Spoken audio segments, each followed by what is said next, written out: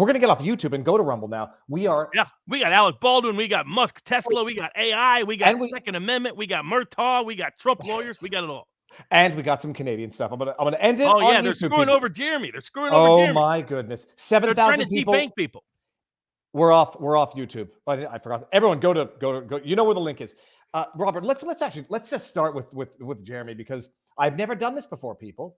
I started not a GoFundMe, and I shouldn't even say the word out loud. I started a Give, Send, Go for Jeremy.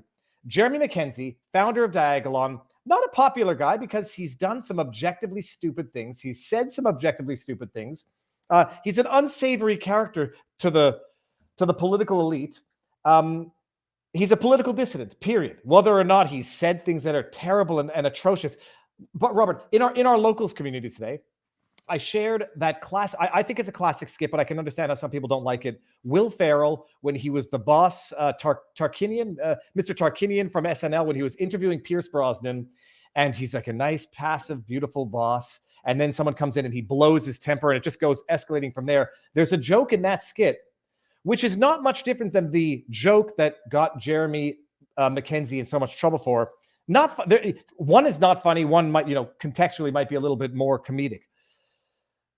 Jeremy Mackenzie has some serious flaws, and he's facing criminal charges. But to go from there to say it's time to start debanking, I'm trying to find the audio. It's time to start debanking people because they're political dissidents. They're unpopular, and that's it. We're getting into a realm of social credit. I have to go to my thing. So Jeremy Mackenzie, on a Friday night, he gets the Friday night call from the bank. And I made sure everything was legit about this, that I made sure Jeremy Mackenzie did not commit any act of fraud against Scotiabank, that he hadn't, done anything overt to warrant this. He gets the Friday afternoon call from someone from the bank, and it goes like this. Courtesy of a heads up that you will receive a letter kind of early next week, Maybe. letting you know that the bank decided to end their banking relationship with you. You won't be able to hear. The audio's not good. He receives a letter. You're going to receive a letter in about a week or two. The bank has decided to end its business relationship with you for no better reason, no nothing. 30 days, get your stuff out, open up your own, open up a bank somewhere else. If any of the other chartered banks in Canada are going to open one for you, something tells me this is not a politically free decision. This is the same bank, Scotiabank, that froze trucker convoy bank accounts during the convoy, apologized for it afterwards because it was, unpopular then, so they apologized. And then when things quiet down, they go ahead and do the exact same thing again. I started a Give, Send, Go for Jeremy, with the idea he's going to need legal fees. He's too proud to ask for more money because this guy, he lives off a veteran's pension, has been facing an onslaught from the government left, right, and center. And now they're debanking him. They're going to pull an Alex Jones of Jeremy Mackenzie because he said bad things that people don't like. He's a political dissident, and they're going to make an example out of him. And he's so unpopular that other people out there are going to say, well, he's an asshole. He said some stupid things and he's getting what he deserves. F around and find out. A FAFO. It's going to be a FAFO with Jeremy, not realizing this is coming to a bank account near you. So I started this. It's actually, I've never done it before. Started a Give, Send, Go. Let me just see where it is. And I think we're over $11,000 right now. And if Jeremy can pay off his mortgage and tell the bank, F off, and people can say, we're not putting up with this. This is not how a free country can operate. And push back on Scotiabank and push back on the bank and push back on the government and tell people it's not because you don't like somebody that you can tolerate this rubbish. That's all I wish to accomplish out of this. So that's what's happening. And we got to collectively work together to stop this debanking, because it's the next big dangerous political censorship trend that's a lot more consequential, quite frankly, than deplatforming. You imagine you debank someone. It's like, okay, you get your government pension, Jeremy. Just good luck trying to cash it. So you're going to go to InstaCheck or whatever I don't know where you can even withdraw the money. I don't know how it would even happen. Oh, we're not. You're free to go find another federal charter bank. A bank that operates under federal law. You're free to go find another one. I'm sure they're going to be very happy to open an account for you. What happened to your last one, Jeremy? Oh, Scotiabank canceled it. Oh, well, here's your... and by the way, they're still going to respect Jeremy's mortgage for another year. Scotiabank will take his money for the next year, not renew the mortgage in a year or something, but whatever. They won't renew the mortgage, but... Oh, okay. Did I end on YouTube? Yeah, have I ended on YouTube? I think I have. Yes, I have, for sure. Okay, Robert, what else? What do we move on to now? Well, we got Alec Baldwin. We got Elon Oh. Musk at trial. We got Murtaugh, Second Amendment, AI, religion versus woke, DeSantis, Fireball, elections, vaccines. Probably the best thing is maybe Alec Baldwin. Let's start with Alec Baldwin, the man who just couldn't shut up, and now it's come back to bite him in the ass. We all know what happened with Alec Baldwin. He pulled the trigger, according to the FBI report, on a gun, pointed at a woman, pointed at a person. It discharged an actual live round. How it got in there, nobody knows, killing her. He couldn't shut his mouth at any stage of the process. He couldn't shut his mouth. He made statements to the police immediately, like in the window afterwards, which he then contradicted in other statements he made to George Stephanopoulos in an interview. Look, it was, people were doubting whether or not he would ever get charged because of the politics, because of his celebrity status, political status. Charged involuntary manslaughter. With a potential enhancement of firearm being involved in this involuntary manslaughter, which could carry a minimum mandatory sentence of 5 years. And now I fully understand the irony, the sick irony of all of this, that the Baldwin types who wanted mandatory minimums for firearm-related issues, they advocated for this stuff, and now they might have to live with it. Robert, I mean, look, involuntary manslaughter, when it doesn't involve the enhancement, is a maximum of 18 months under New Mexico law, from what I understand. What are the chances that he goes to jail for a mandatory minimum? Well, it depends on whether he gets convicted.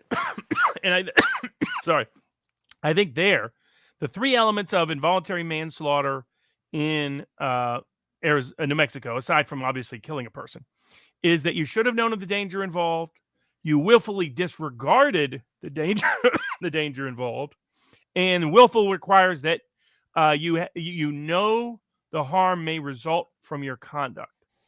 And so he clearly has a defense. Sorry. That he did not know there was any risk of any harm, even though the government's theory, the prosecution's theory, is he knew of the risk for two reasons. One, he was the producer on the set, so that gave him a certain level of accountability and responsibility, which it required as part of that knowing risks involved. And that second, he pulled the trigger without checking the gun beforehand. And that pulling the trigger without checking the gun, they see as criminal recklessness. And then he enhanced that risk and seemed to acknowledge that that was a problem for him by lying to George Stephanopoulos and saying he didn't pull the trigger. And I guess as additional factors to his knowledge of the risk, there had been prior safety issues, of which I don't think he can deny awareness, prior discharges of blanks, not of live rounds. So there were previous safety issues which might have made a reasonable person be even more cautious when pointing a real gun at a human. So it's a criminal recklessness category. If they convict him of it, the firearm enhancement will almost automatically apply. It limits the judge's discretion, has to do 5 years. So this case comes down, in my view, to jury selection. Now, I think this is true in all cases for the most part, but I think it's really true in his case that he should do detailed focus groups and jury polling to see which groups respond to his defense and which ones are not. I think it will be counterintuitive is what he will likely find. I think what he will find is that Alec Baldwin fans are bad jurors, that liberals are bad jurors, that because they are so directed, they're so anti-gun, and they think you should be paranoid every time you're near a gun, they're going to blame him for not checking the gun. By contrast, some conservatives, now depend on the conservatives, your real gun-loving conservative who knows a lot about guns, he goes probably to jail. won't tolerate some of his defenses. Yeah. It will be the people that are not scared of guns, but don't use them a lot. That will be the most like, I'm around a gun a lot. I don't want to be blamed if something goes AWOL. So I think that is the type of juror he most likely wants to find. The Hollywood defense they're floating in the media, which is, oh, you don't understand actors. Actors must do what they are told. Actors don't have discretion. This was the defense in Salon by an entertainment lawyer. Not a good defense amongst ordinary jurors. Tell you that right now. But much better defense is, practically speaking, is to have a jury pool that doesn't get terrified when they see a gun, but also it doesn't use guns so much that they know how gun safety is supposed to work. I do wonder I don't wonder. He would have been better off had he just shut his mouth. I mean, he never would have been indicted had he shut his mouth. I still stick with that. Yeah. Once he went on George Stephanopoulos and said he never pulled the trigger and that he never would pull the trigger because he knows the risk of pulling the trigger, he just went, woo, Oh, to his defense. No. I would never point a gun at a person because that's very dangerous. I still think you're right. I still think that he got ticked off Yep. and thought he would have a little fun. And then he was like, oops. Yeah, because the two prior discharges of a blank that, it proved to him that it's just a firecracker. Pull the trigger, firecracker. It'll scare her. She'll piss off. I'm convinced because the fact that he's trying to make anybody believe that he doesn't feel responsible, that he doesn't feel guilty, that it's somebody's fault, it's not mine. Me thinks he doth protest this to most, but it's very, very bad. Can he agree to a plea deal now? I'm sure they offered him one, and my guess he turned it down for pride reasons and professional reputation reasons. Because I don't see how he doesn't get convicted, and then I don't see how. I would say if he picks the right jury, it's a 50-50 trial, just because it's clear it's mostly clear he didn't think that that there was any bullet in there. And because of that, if you pick the right jury, you could get a 50-50 chance of acquittals. So I think it'll be interesting to watch. Now, maybe if you jury test it, you'd find something else out. Maybe you'd find out, we're actually more uphill or more advantageous than we think.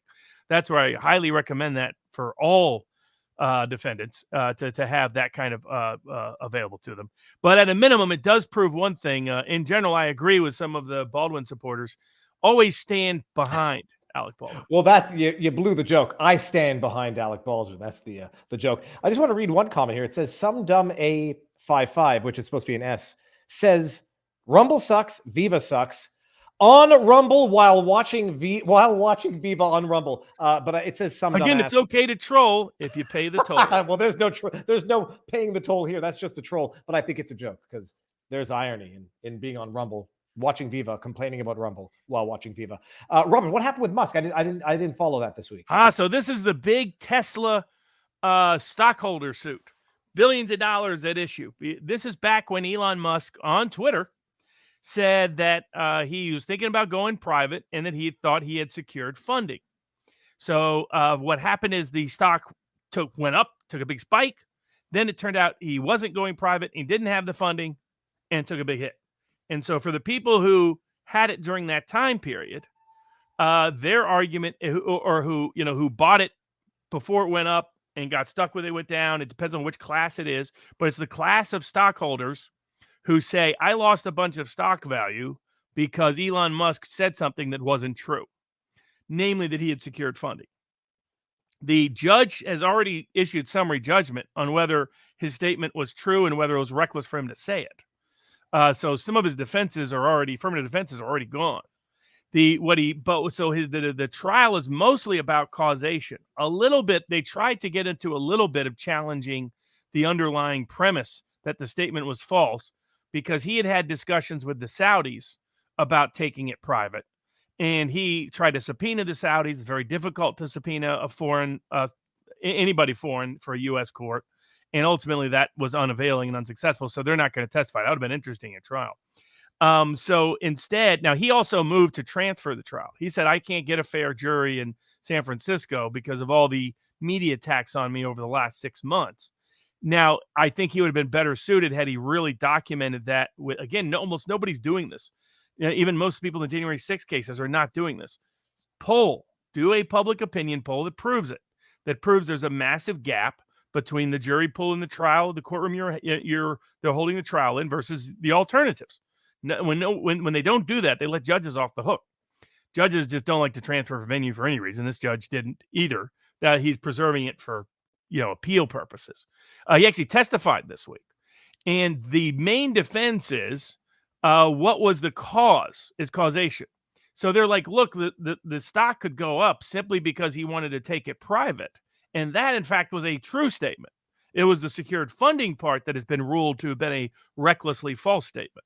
The other part has not been. Everybody admits he wanted to take it private. So the argument is his mere intention to want to take it private. If that's what caused the stock to price, not the secured funding part, they don't have a claim.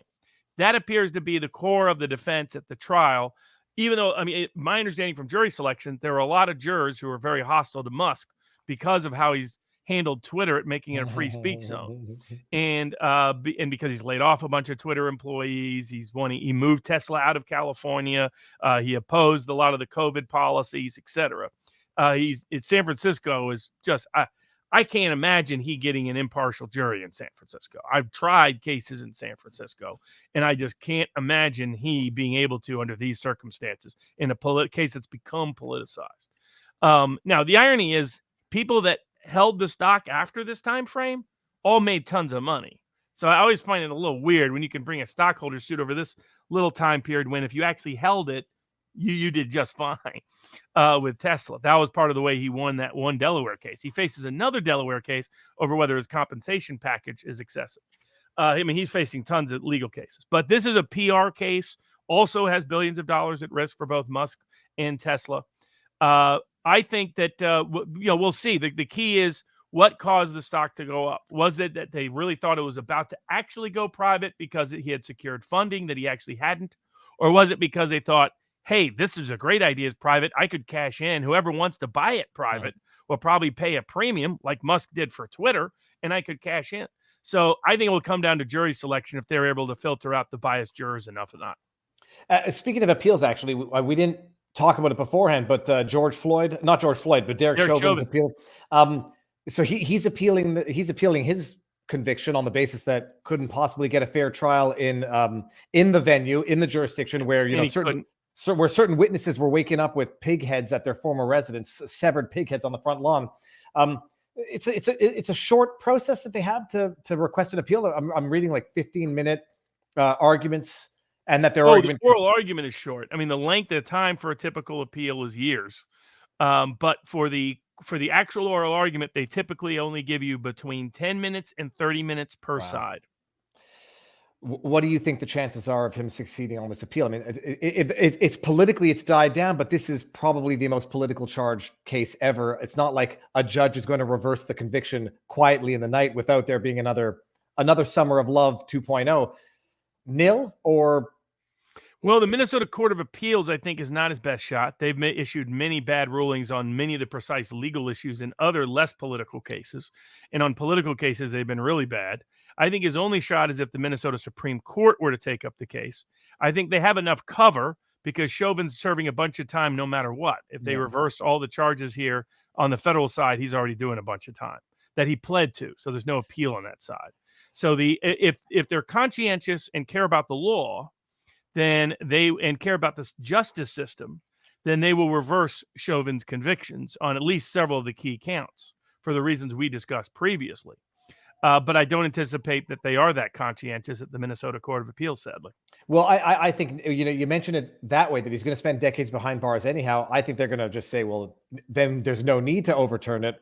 And they can avoid the political backlash by doing something that would be politically enraging. So they could just say, look, Speaking of politically ill-advised conduct, this is more of a brief topic, but we've previously had Eliza Blue on our sidebar show. She does a lot of great work exposing issues, particularly related to Twitter and Google.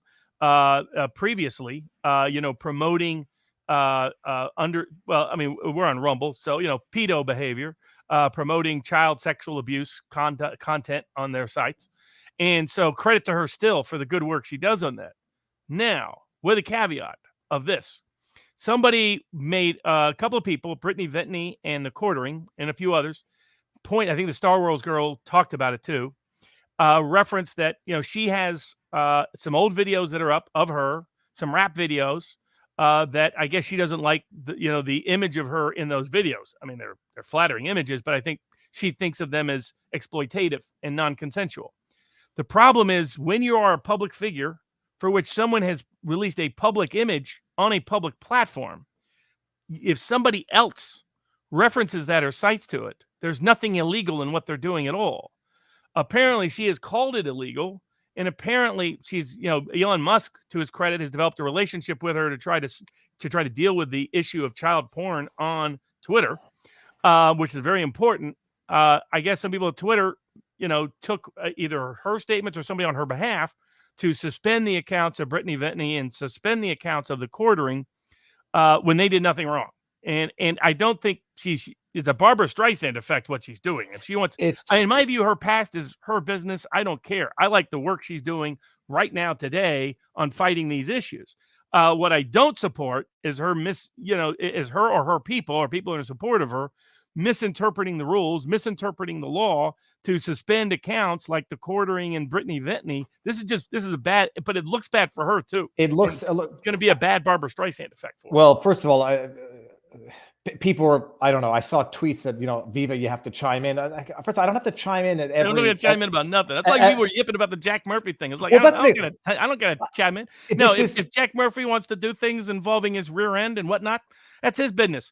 But I don't have to chat about it. Now, if he makes a dumb statement of going after Nick Rekieta, well, Nick Rekieta is going to make fun of you. Comedy's the best rebellion. The best vengeance. But yeah, I always get a kick out when people say you have to comment on something. No, because she was about that. She was on my channel. We interviewed her, and not like I'm somehow responsible for things that happen afterwards. I'll say publicly nothing that I wouldn't tell Eliza directly. It's a bad move. First of all, optically, and Streisand effect. The video now has twice as many views as it did yesterday. The argument that Eliza was raising is that it's private produced images publicly shared. Okay, first of all, that might apply to the YouTube video, but it would not apply. You got to take down that YouTube video. Well, I've dealt with this in a range of contexts for people. You can't blame the people that re-link it. You've got to deal with the original source material and object to that and say, that's what I object to. I'm not objecting to anyone else linking to it. I'm objecting to this. That's the better way to go about it. Especially people like the quartering are her ally and have been her ally in a bunch of contexts. Yeah. He hasn't been one of those people dragging through and second guessing everything in her personal history. He's been someone who's been a fan and a supporter of her work. There's no reason to do anything, or her people, maybe her people on her behalf, doing anything to get him suspended. That's insane. Well, and the other thing is, look, I don't know the details, and I'm not sure that the excuse or the alleged infraction that she invoked to allow Twitter to suspend the accounts related to that video. But if what the allegation is that the content of that video was non-consensual, well, you're going to do a lot of undermining of your brand when people go look at that video and say it didn't look non-consensual to me. Now, and I'll steelman Eliza's argument here because I went through a bunch of those other world star hip hop videos, and people are saying, oh, she agreed to do a hip hop rap video. To me, what it looks like is that they get a bunch of stock footage of women doing things, and then they subsequently later remix it into these awful rap videos. Like there was one of a woman just doing like gymnastics indoors that had nothing to do with the rap song, but they take that footage and then subsequently remix it, potentially without their authorization. Maybe Eliza did this, maybe under the influence at the time, who knows? And then says, you can't do anything with that. And then they, lo and behold, go re-edit it. So steelman it, even if that's what happened, to make the argument that it was non-consensual without further explanation is a branding, devastating mistake, period. And it should have been better off. It's going back to like our Daily Crowder debate, how to approach this. When you have people who want to be your allies, just email them or DM them, give them some context. Say, by the way, this person filmed me. I didn't expect this to go public. I didn't do this rap video. I'm going at the YouTube channel to get it taken down. Please don't link it for this time frame. I'd really appreciate it. People like the quartering and Brittany Ventney would have walked away. I mean, at least I don't know Brittany, but at least quartering, I know he wouldn't have pursued it. It's just by using, particularly, she's developing a good relationship, and her supporters developing a good relationship with key people at Twitter to really go after problematic content. Mm-hmm. Especially now, don't misuse that influence for this counterproductive purpose. Yeah, and especially when people are going to look at it and say, "Well, if you call that trafficking, now I'm going to question." They're going to find it. They're going to find ways to say maybe you don't mean trafficking, and part of this may be the Tate people. There's a lot of Tate supporters that have been at her because she supported people that were making accusations against Tate and Andrew Tate. So maybe some of that, it wouldn't surprise me. There's a good number, even though I have said I don't think the Tate case is anything about the case it's supposed to be about. I think it's about politics and war in Romania, and it's about those statements that Andrew Tate made, not his other more controversial personal gender issue content. I do hope that some of the Tate supporters are not misusing their authority to try to go after certain people or the rest. That would be counterproductive. You mean Eliza? Eliza or Eliza supporters or others.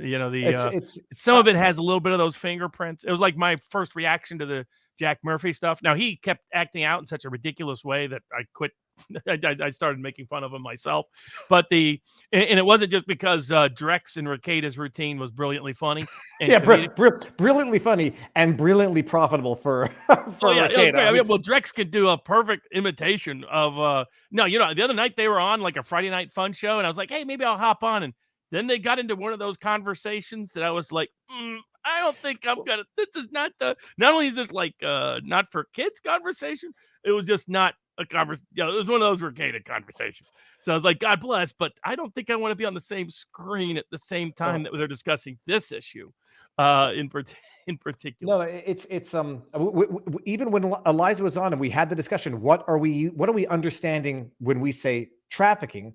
It's good. It will do not just damage to her brand, but damage to the cause if people now think it's being used flippantly, and worse yet, politicized in Twitter under new management to circumvent the rules that would otherwise never be applied this way to anybody else. And again, everybody, this is not, I would say this privately, it's just that this is, again, more of a Jack Murphy type dispute. It's a brand compromising dispute.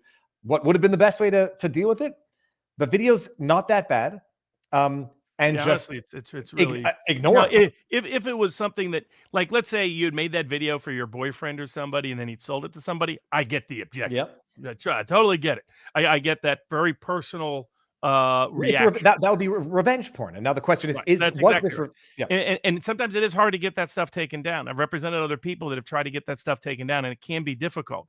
But what I've recommended to those clients is if somebody else is sharing it, just approach them directly. If they're acting in good faith, you can get them to agree, and you won't have a problem. No reason to burn bridges with allies, and also impugn the cause, because there was that lawsuit of the kid suing Twitter to take down a video. They refused to take it down, and now some people might think that some people could be misled to think that video was as I'll say innocuous, because this video is a world star hip hop video. It's not porn.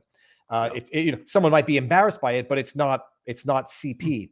Now, if you want embarrassing, try being the third generation solicitor, which is the equivalent of a prosecutor with all kinds of political power and control in South Carolina, and being accused of faking your own attempted murder, murdering your own wife, murdering your own son, who is currently facing charges of reckless homicide for killing somebody else in a boat accident, all to cover up the fact that you've been busy stealing from your clients for the better part of a decade. Welcome to the Murdaugh case.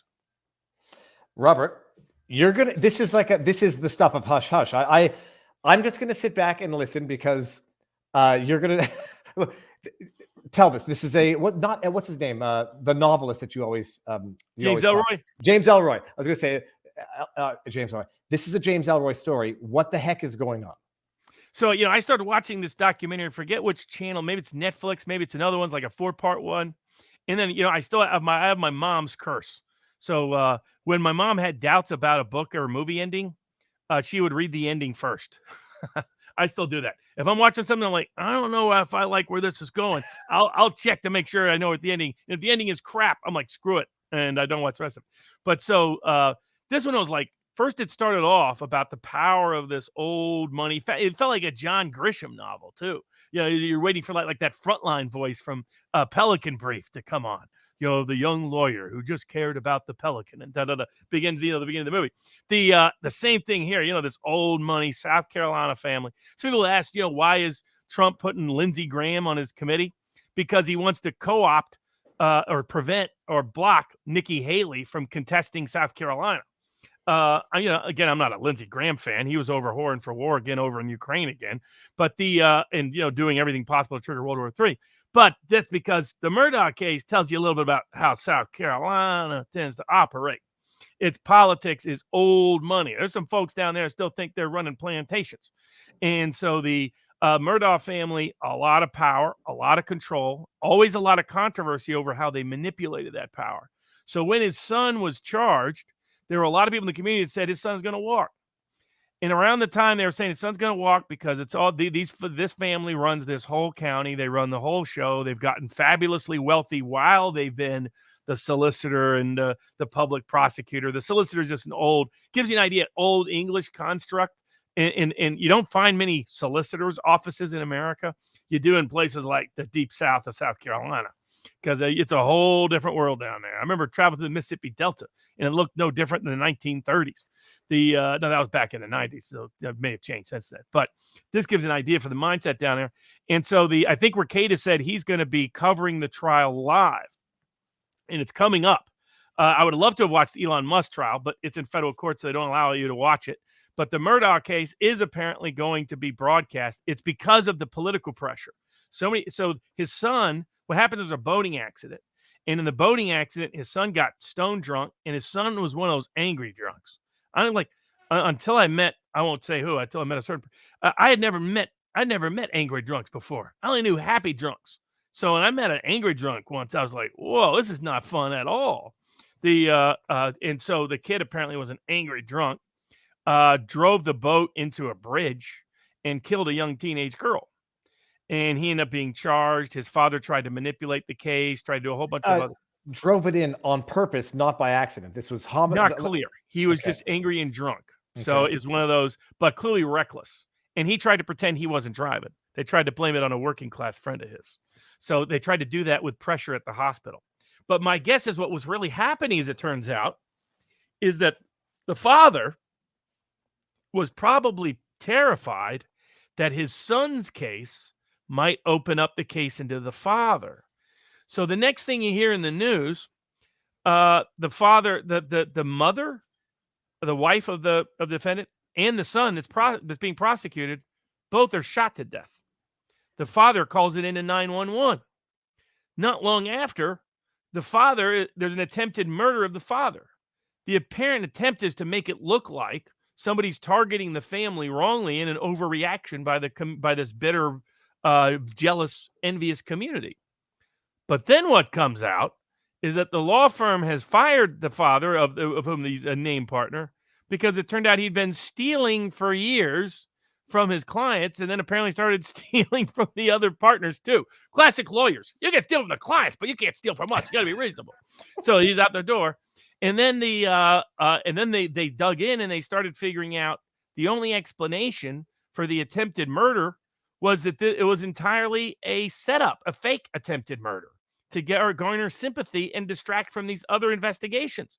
Then they dig in further and they find evidence the father killed his own son and wife to try to get all of it. He faces the murder trial and the robbery trial. I don't know if both are combined or not, but coming up this month in February in South Carolina, going to be broadcast live on Nick Rekieta. That's oh my God, is Nick, I say, going to have a field day with that in the most cynical way that only Nick can, in a good-natured take on that. If he has Andrew Bronco, there'll be lots of very politically incorrect jokes.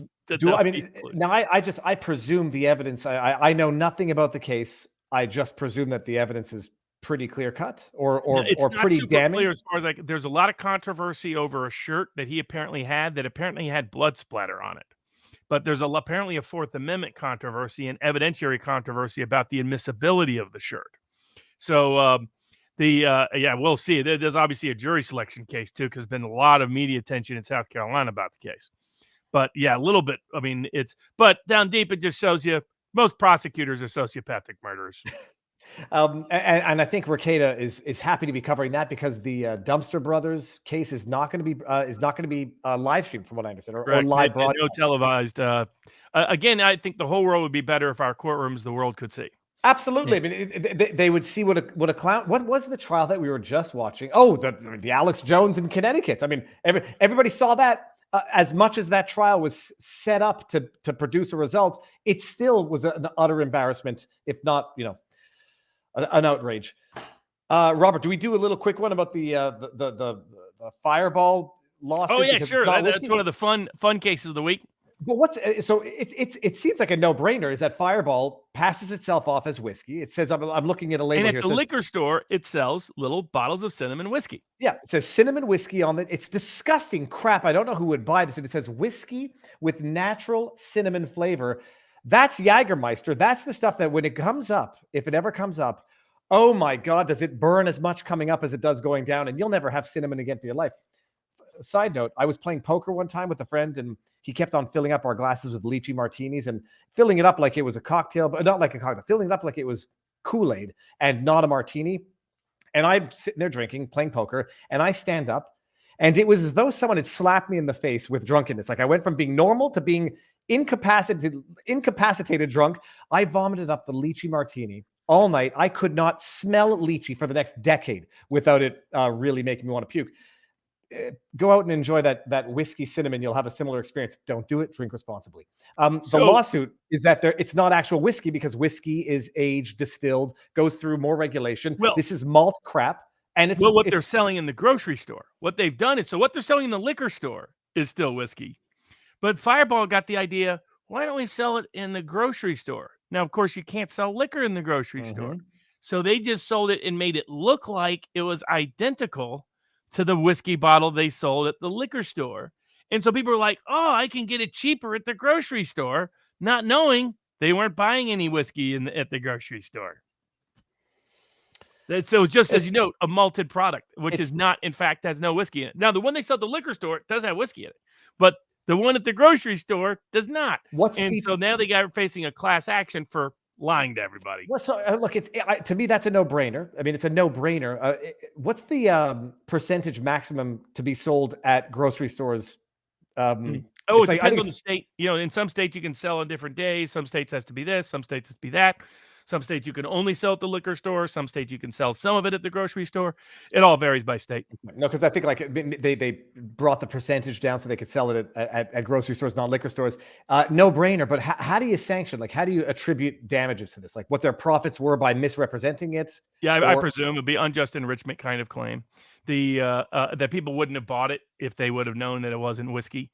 Now their excuse is going to be that if you look closely at the label, only the word cinnamon was at the grocery store, whereas cinnamon whiskey's at the liquor store. Oh crap! That's passing off on their own product. Like, all right, no, it's we made it look exactly like the one you already know that you get, that you like, but it's just lower quality and not the same product at all. That they're selling like a mini bottle, so you had to have like a microscope to see that the whiskey was missing from the label. Well, that's a no-brainer, and that's like calling your wine. My father was involved in a case where they were calling wine Bordeaux, but it's not the actual certified. They had like a name that was confusingly similar. Robert, let's bring it back home to Florida. DeSantis, what's this lawsuit? You're going to need to flesh out the nuances here, because if anyone were to read the coverage of him being vindicated after having fired a prosecutor or dismissed a prosecutor, the coverage of the judgment literally said DeSantis loses. And then when you read inside the article, it says, but the judge sided with DeSantis. He suspended, or he terminated, fired a prosecutor on the basis that, among other things, the prosecutor said, I'm not going to prosecute abortion crimes, or I'm not going to enforce certain abortion laws, among other things. State attorney, sorry. DeSantis fires him. He then sues for First Amendment violations. And the judge basically says, this was a First Amendment violation, but you could have been terminated for other reasons, so I can't intervene. And DeSantis ultimately wins, even though he's a bad man. Is that about right? Yeah. So, I mean, on both sides, we read the liberal media. They misrepresented what took place. A lot of conservative media, they were like, DeSantis wins big. They misrepresented what took place. The court was a hostile court. The court went and attacked DeSantis all the way through, but found, as you note, for legal reasons, because DeSantis had at least 6 different grounds that he cited for terminating him. And this is what's called a mixed cause case. So the law varies by jurisdiction on this, state, federal, and between the circuits, which is what happens if somebody fires you. Part of their motivation is not legal. Part of their motivation is. Different courts have different rules. But in the 11th Circuit, the rule is if there's any motivation that was permissible, then you can't sue for the firing. And the judge's point was 4 of the 6 reasons he cites, he has the legal right to do. And even if it might have violated state law, I, as a federal judge, am not empowered to issue relief for a state law violation. So the judge takes lots of pot shots at DeSantis that I thought were excessive. Like, he pretends there was no policy against certain prosecutions, despite the prosecutor making statements to that exact effect. This is you hadn't reduced it to a written policy defense. So a lot of what the judge said I thought was wrong. It was a legal win for DeSantis, not quite a political full win for DeSantis, partial win, partial loss politically, but legally a full win because he has the legal right to fire the guy. And the guy, in fact, in my view, was breaking the law in ways the federal judge pretended otherwise.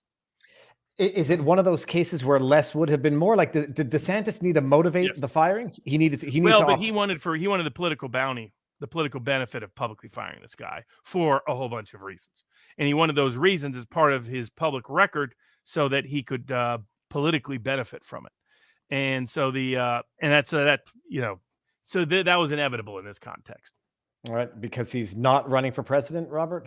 Right? No, he's not. That's my view. Everybody's thinking he's going to. I'm still skeptical. Oh, yeah. So I was being facetious. So you actually do not think he's going to run? No. He was only going to run if Trump, for some reason, did not. Well, this is a good segue into the Trump crap, Robert. The documents, the classified documents, appointing not a special master, sorry, a special prosecutor to the Biden classified leaks.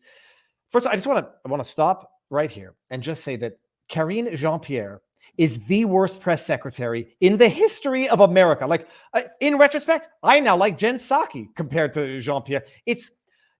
Watching Jean-Pierre on the... You would circle back to Jen Psaki. But at least, circle back and I'll be waiting. You won't get there, but at least I'll be thinking you're going to get there. Watching Jean-Pierre is like watching that Canadian politician at the beginning of the show just listen to your question and just give you a different answer. This is a serious scandal, Robert. We talked about it a lot last week. I don't know what more developments there have been. Did we talk about the special prosecutor that has been appointed and his connections to the administration? I mean, we just mentioned it briefly, that it's a special prosecutor that's a captured counsel that's highly unlikely to fully vet. But there were more documents coming out. Basically, every time they stumble into any place that Joe Biden has lived or been, they find more classified documents. It's like they'd be stuck on your shoe if you walk through his house by accident. I mean, that's how many classified documents from his Senate period and his VP period that he had. And they're trying to pretend they're not classified, which is interesting. It's like they may be legally right. Maybe these were at some point declassified. It's just he could have only done it now. He could have only done it now while he is president because he couldn't declassify them as vice president in most cases. Definitely couldn't have as Senate. Well, Senate, forget that. I don't. Well, unless the president could have declassified them back in the day, Obama. Oh yeah, Obama could have. And he could have himself once he's president. That's true. Obama could have declassified them.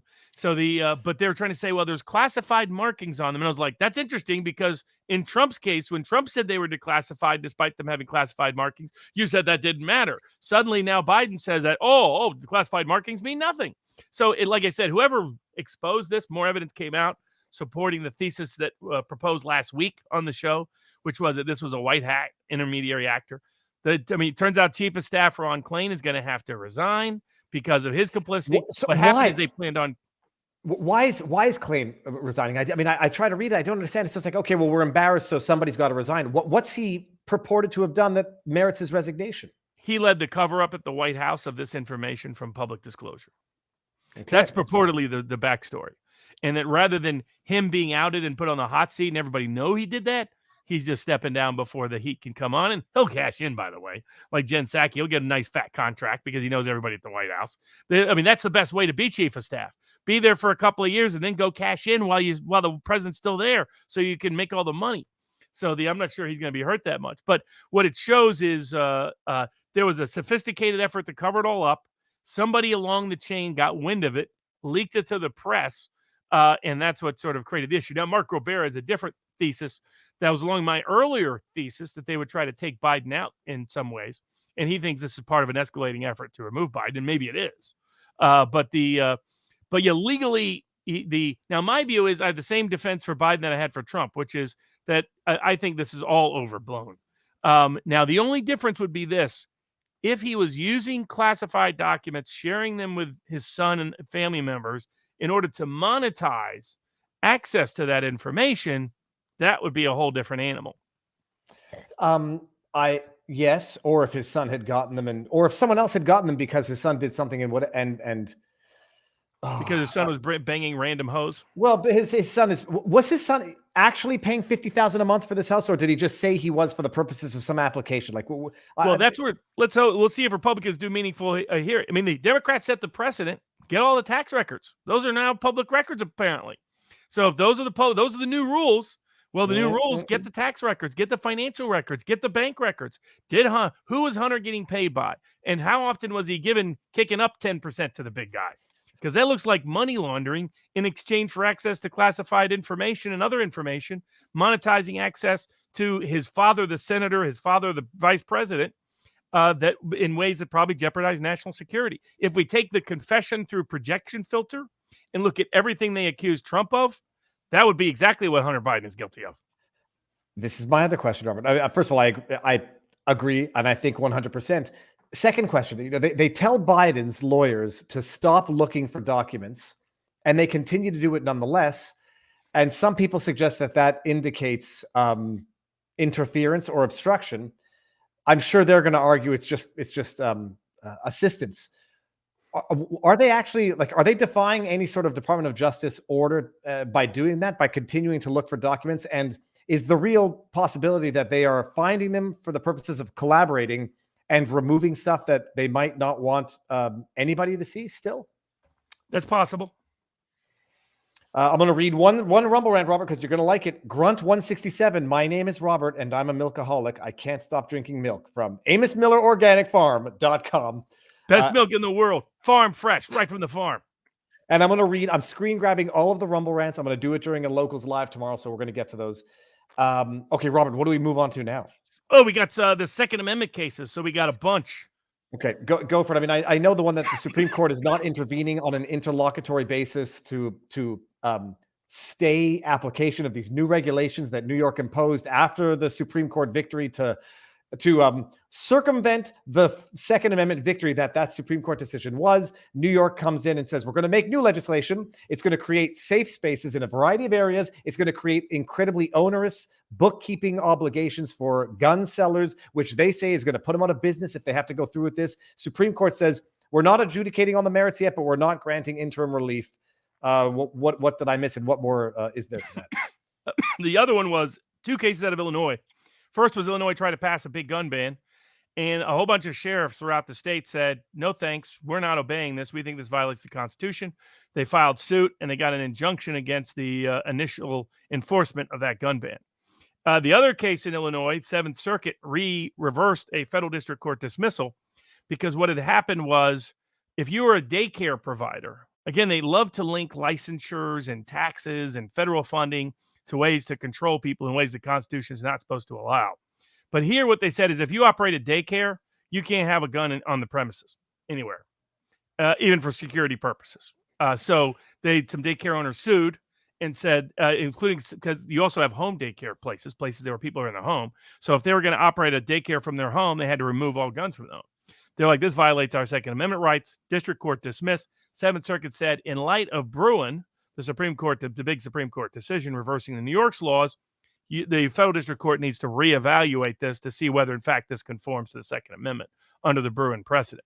So that's a promising case. What's the Bruin precedent for those who don't know? I know Heller. Bruin was the case that reversed at the end of last year, the New York law. And most importantly, it established a new framework for all Second Amendment cases.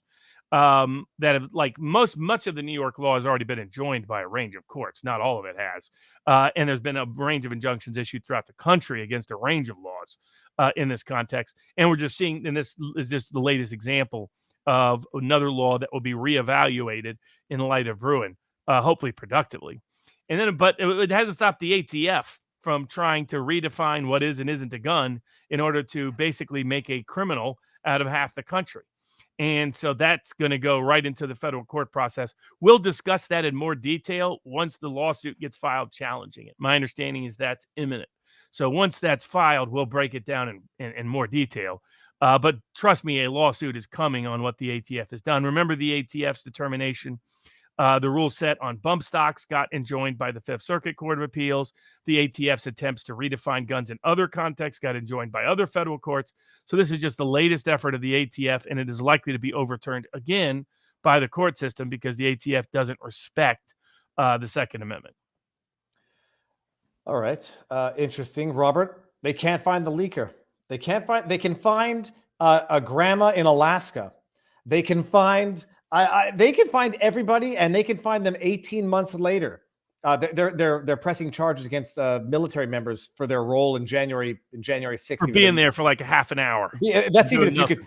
They got subpoenas to get access to their Facebook pages.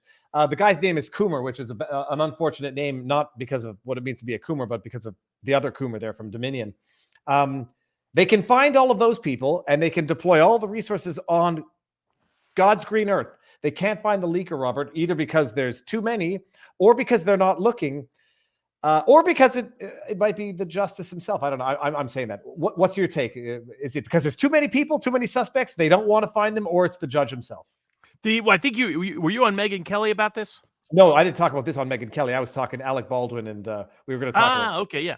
So so I mean, it's what I predicted out of the gate was that they were not going to ever identify this leaker, and definitely not ever prosecute the leaker, because it's who and what the Supreme Court is. The first evidence of this was the Supreme Court's refusal to allow any outside investigative service involved. The U.S. Marshals are under the court's control, court's jurisdiction. Anybody with any experience with the Marshals know they don't rattle the judge's chains. They'll do what the judges say, even when it's flatly illegal. U.S. Marshals will still do it. I experienced this firsthand with one of the nicest U.S. Marshals I've ever known, who engaged in illegal conduct on behalf of the federal judge during a criminal trial. It involved ex parte communications by the judge to the jury that he only confessed at the end of the case after the verdict came in, because he was afraid one of the jurors was going to rat him out.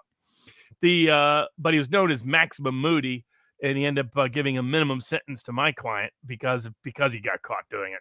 But so it was no surprise. I mean, as you note, if they were serious, they could have pulled email files, phone files, social media files. They would have found who this is without any problem.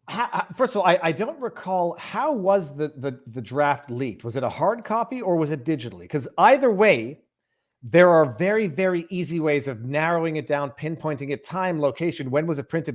It's inconceivable. It's inconceivable that they can't identify the leaker. The only question then is, why? Are they going to say we don't want? Open source intelligence people on the internet have identified the likely leaker, and yet the U.S. Marshals and the Supreme Court just can't find him. So it's because it implicates justices, and they don't want those justices implicated. It's that simple. Despite how embarrassing and humiliating it was predictable that this would be the inevitable and inescapable outcome. Also, it's for a secondary reason. Reason why the court wanted to keep exclusive control over this is they didn't want to see how often justices leak to the media all the time, including one Chief Justice Roberts. He is infamous in Washington for talking off the record to the press about pending cases.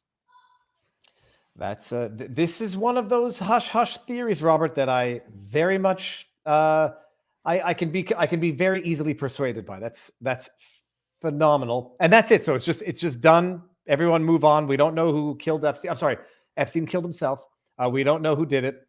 One of the three eternal truths: Epstein didn't kill himself. Sally Yates is still corrupt, and we all know what that third eternal truth is. I forgot now, Robert. Always in writing, never in cash, or was it something? It leaves it. It's a Trump technique. So the Trump always say, "We all know what this is, right?" And he lets everybody's imagination go to where it could be.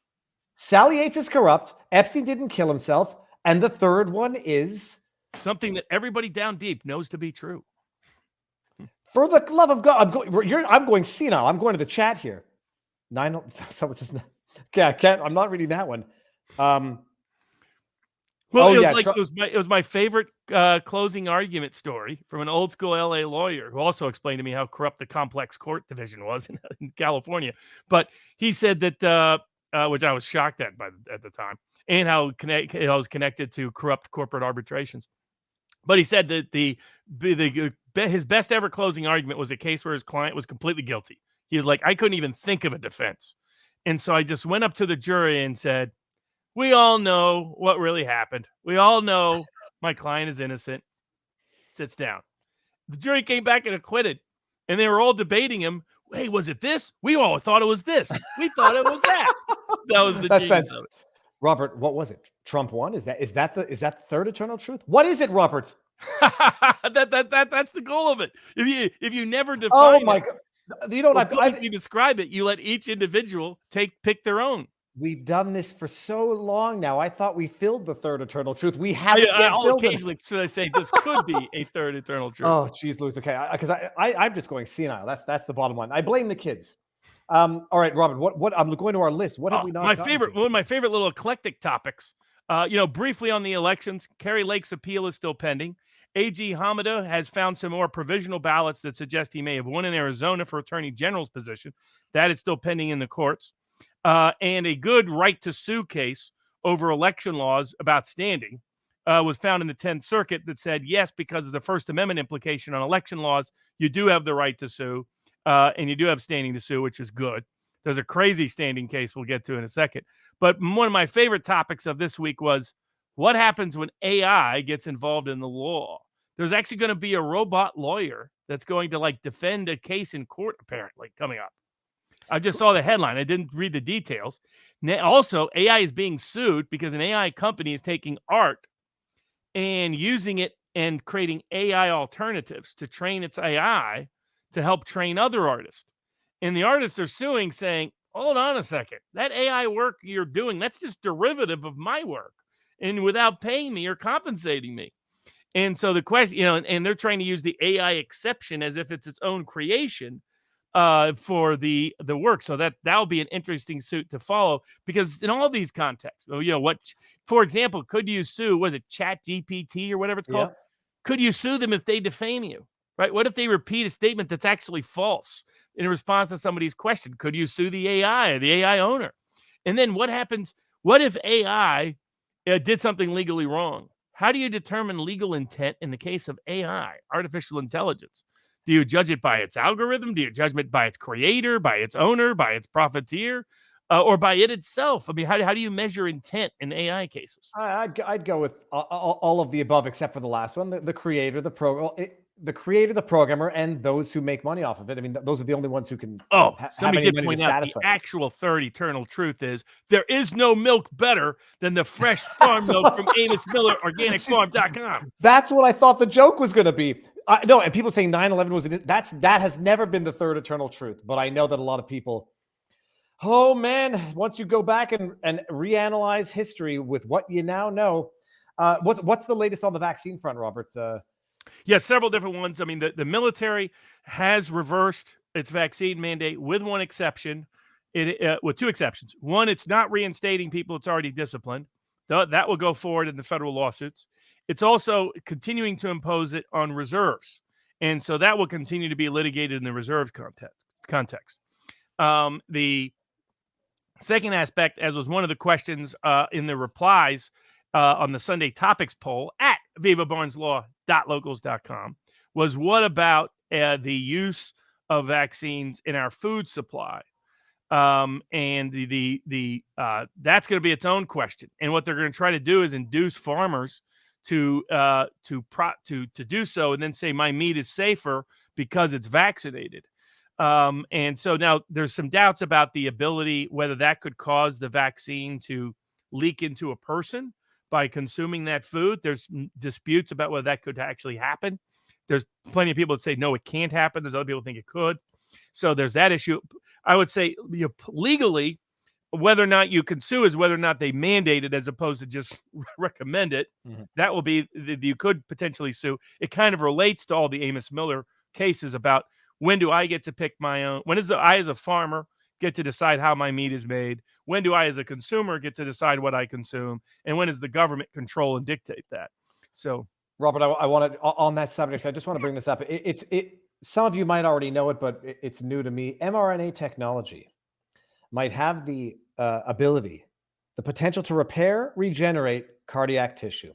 So it causes you a heart attack, and then you can go buy it to fix the heart attack. Robert, who's developing this? AstraZeneca and Moderna are developing it. Moderna, the one that has a 1 in 15 in 10,000 case of adverse events. Even Elon Musk was pointing out that he had adverse events from the vaccine. His cousin had adverse events from the vaccine. But don't worry, guys. mRNA technology that damaged your heart is there to repair your Cure heart. it. And the That's company the that best thing in the damaged world, isn't it? The product that causes the problem that causes you to buy another product. from the same company, there was that. Okay. Oh, and Robert, I'll just read a few of the tips in our vivabarneslaw.locals.com community. The live Slim chat that's going on right now. live chat. There's 273 people there. 273. Slim_Shagan $1 tip says, "Is Amos posting this?" And there's a link to Amos Farms. Pam Amos Walker, Miller, organicfarm.com. you're gonna get that tattooed on you one of these days, Robert. Access to classified info equals treason, doesn't it? Says Pam Walker. Plant Nerd says Biden out, Kamala out, Yellen in. They want a CBDC, central bank digital currency, Yep. just like Rishi in the UK, gonna be a central banker type. Then you got FYI USA Now says watch died suddenly on Rumble.com. USA Now has another few up there. Slim Shagan says, I hope Nikki Haley runs for president so she can see how much people see through her facade. And there's a bunch more, which I guess I'm going to have to screen grab. And then there's a meme of Robert saying, clean your room, Viva. Oh, not with the No. Rumba that went through dog shit. Oh, God. We got a couple other quick cases to Go for cover. One, the Trump lawyers were sanctioned almost $1 million for supposedly those other lawyers cost them $1 million to produce a motion to dismiss. Really? It was a Clinton appointee. And what was the case? It was Trump suing Hillary Clinton. So really, it was a judge being a political hack, misusing and abusing his power. Another reason why I think we should pass laws that prohibit judges from issuing monetary judgments without a trial by jury. That should already be there, in my view. It's what the Seventh Amendment's supposed to be about, but the courts are ignoring it. So we got to make it crystal clear, because this is why we cannot give judges this power to issue monetary sanctions without jury approval, because that would stop all this nonsense. He's weaponizing his political control over licensure, over monetary sanctions of parties and lawyers for his political point to support the political family that put him in power in the first place. An embarrassing ruling that hopefully the 11th Circuit overturns, but who knows these days. There's a big, the ongoing battle that we talk about between religious institutions and wokeism went to a federal court because about 40 LGBTQ plus, whatever the latest alphabet is, sued a bunch of religious schools, but were particularly suing the government because Title IX has an exception in it. Title IX, Gorsuch mentioned this in his decision, that a lot of people were upset about, but Gorsuch pointed out this won't apply to religious institutions because Title IX exempts religious institutions from any of the gender discrimination laws to the degree their religious tenets require their behavior. So they were doing this because there's some religious institutions that segregate by gender. There's some that are only men or only women, so on and so forth. Some that are, don't recognize gender identity. Some that are opposed to gay behavior, so forth. So a bunch of them sued saying this is outrageous. This is an equal protection violation. This is a violation of the Title IX exception shouldn't even exist. And if it does exist, it should be limited. Federal court said no. And the government has an interest in protecting First Amendment rights of religious affiliation, association, and expression. And that interest justifies exempting them from the laws governing gender and gender identity. And religious educational institutions, as long as they meet the legal definition of it, do not have to abide by the gender identity rules that wokeness is trying to impose on people. So it was a very good decision. Hunter was the case. And so that was a good one. Gamers are suing Microsoft on a nice grounds. Microsoft is trying to buy Activision that's had its own set of issues over Me Too issues and harassment issues and other issues. The issue is that basically this would give Microsoft near monopoly power in a bunch of the gaming space. So a bunch of smart gamers got together and sued and said, this is an antitrust violation. We don't want Microsoft determining our entire large parts of our video game enterprise. And we know where that's going to go. It's going to go in a real woke direction, given where Microsoft is under the vestigial legacy influence over by Bill Gates. So good suit. Hopefully the antitrust laws get enforced. We'll see if they do. Those are probably two of the higher profile cases. One of the crazier cases was here in Las Vegas. A school teacher, drama teacher, signed a project. Said, hey, all the students, you write your own dialogue, and then we'll have some other student read and perform your dialogue in our theater class. Well, one student wrote a bunch of lesbo stuff. Well, that was like pornographic, so obscene the school board said it couldn't be read at the school board meeting. And another student, apparently maybe a religious student, not sure, young girl, it's like, okay, I guess I have to read this for class. And then her mom found out and she said, "You read what for class?" And brought suit saying maybe school teachers shouldn't be giving pornographic assignments to young teenage girls. Robert, that reminds me of one that I just a suit that I just became aware of in Quebec, where there was an assistant teacher who was grading essays, the subject of which was give us examples of racist rhetoric throughout history. The teacher was black, I presume, and the answers were apparently so offensive on a few of the exams that she sued the school for damages, the university for damages for psychological distress, and they were ordered to pay her $4,000 for the psychological distress of having to have read racist answers to an essay question, which, from what I understood, was give us examples of racist rhetoric throughout history. Robert, Well, actually, I mean, speaking of crazy cases involving psychic damages, so there was a case that's currently pending potentially before the U.S. Supreme Court, taken up by Jay Sekulow and others on an amicus and other basis, where in Florida there was a school shooting in Ocala, and so the local authorities said let's have a prayer rally for everybody, and a couple of commie, probably atheists from nearby Gainesville, went to it, wondering if they would be offended, and they listened to the some of the prayers and like that sounds like religious prayers, so they sued. Now I'm not a fan of standing in general, but this goes to my point about how hypocritical courts are. It was like, what exactly was their injury here? And they said they were psychically damaged. No actual emotional distress, just psychically damaged by hearing religious prayers at a known prayer rally. And so it's up before the Supreme Court. It's like, how is that standing? But when I sue the FDA with Bobby Kennedy, they keep saying every court, nope, no standing, no standing. Even for people who've been injured, people who've suffered bad, who've lost their jobs, people who've lost their position, people who've been misled, people who no longer trust any drugs at all. Mhm. Apparently, none of that's a cognizable injury. Children's Health Defense, which has diverted massive amounts of resources to try to fight this nonsense. Oh, that's not an injury. But somebody who goes to a prayer rally, who hears a prayer and suffers a psychic injury, somehow that is standing to sue. So we'll see how that turns out. Robert, someone in the Viva Barnes Law.locals.com chat posted a screen grab from Jack Posobiec, which said that the surviving Silk sister, I forget her name, stood in front of Trump and told him the vaccine killed Diamond and there needs to be an investigation into why people are suddenly dropping dead. I saw clips of what she said. Her name is Lynette Hardaway, was the sister. I saw clips. Do you know? I'll look into this tonight and talk about it tomorrow. But did she? I think she implied that was the case right in front of Trump. Yeah, and she implied it from what I understood. Not she didn't specifically say it. Which right. Why not just come out and say it so that people stop? Probably because Trump was present. But I mean, like some people are being critical of Trump for like some of the statements and other things that he agreed to pay for the whole funeral and heavily proposed it. So that there's grounds to criticize Trump is. One of them is not criticizing a man who steps forward and a couple that was very loyal to them that doesn't have lots of money and pays for a grandiose funeral procession. That's not when you criticize Trump. So God bless Pedro and some others, but that's not kosher.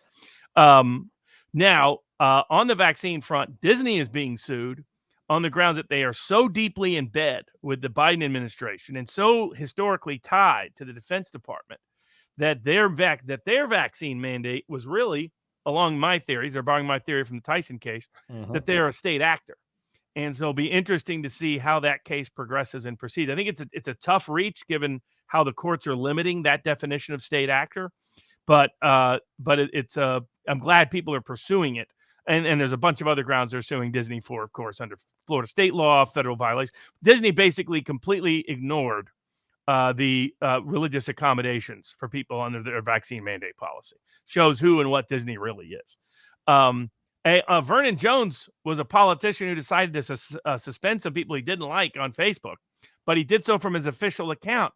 And another court found that violates your civil rights. So if a politician is out there blocking you, you can sue. And this court found you can get up to $8,000 in personal damages plus legal fees. Just for the privilege. So there's a little FYI on that. Another Supreme Court case involved that they may take involves people are being sentenced in America's federal courts for conduct they were acquitted of. The jury found them not guilty of it, and the judge says, I'm going to pretend you were guilty and sentence you as if you were convicted.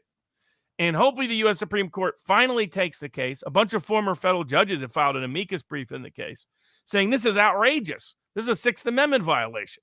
You should not be criminally sentenced based on conduct for which you were acquitted. And definitely, I mean, I don't think you should be sentenced for any conduct you weren't convicted of. But at a minimum, it shouldn't be for conduct you get acquitted of. And we'll see how that goes. And then a decent Pennsylvania case redefining aiding and abetting to say if you aid and abet a fraud, you can be sued for it, but you have to have actual knowledge of it. Now, one little footnote to this.